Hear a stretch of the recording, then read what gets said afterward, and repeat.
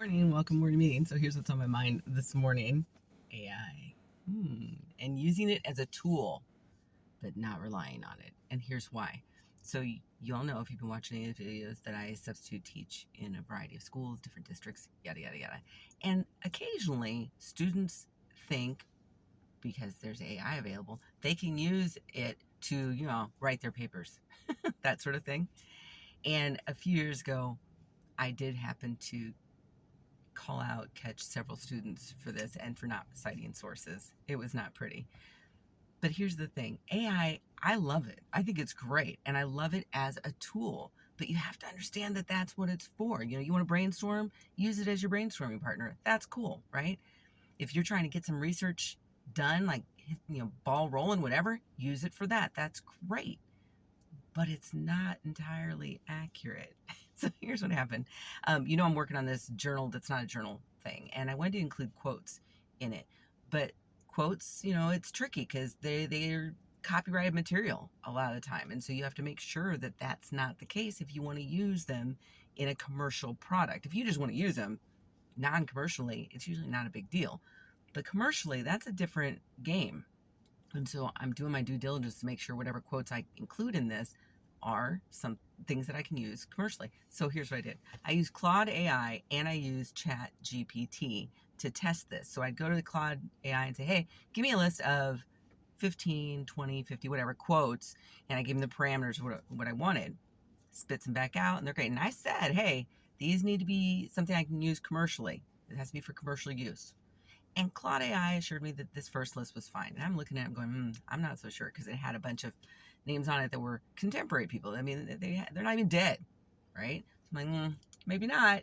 So then I took the same list and put it over in Chat GPT to see what it would tell me.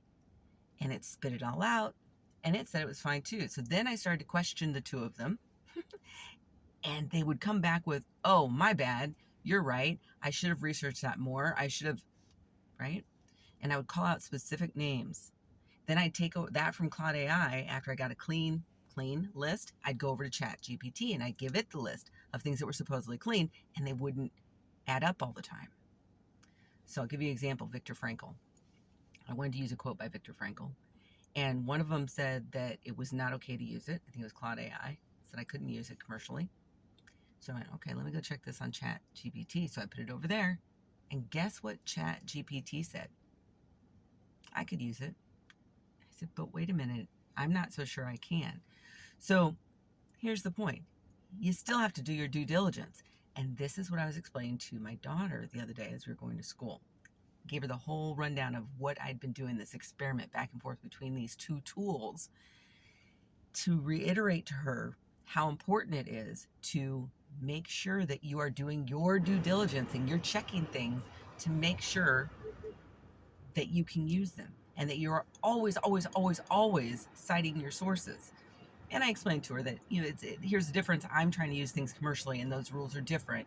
But regardless, when you're using these things, they are a tool. They are not something that will spit out automatically the truth at all. Now, the downside, I suppose, is that, as an adult and someone who does a lot of research for writing and things like that and editing, I know I have to do my due diligence on this stuff. I always do. I did this before AI ever became a tool to use for this. So I'm in the habit of checking and double checking and triple checking and making sure, right? In the habit of doing that. But the young people coming up are not in the habit of doing that. They're just going on there and taking it as fact when it's not. So if you have any young people in your lives that are playing around with AI and trying to use it as, their research partner or whatever, please, please, please, please let them know that they need to do their due diligence and double check and triple check their sources. Like, for example, I've used it as a way to get a list of sources to go then check to see if those were the ones I wanted to use. Like, hey, ChatGPT, can you generate a list of 20 sources on X topic? Please make sure you include the actual article, cite every single source, blah, blah, blah, right? Then I go and take that and go read those articles to find out if they really do apply to what it is that I'm looking for, because they may not. The title isn't going to tell me that. The abstract will give me more information about whether or not I want to use it, right? But not just merely the title and citing that source. But this comes with time and experience. And there's a huge difference between the way I was raised writing papers, even as a teenager.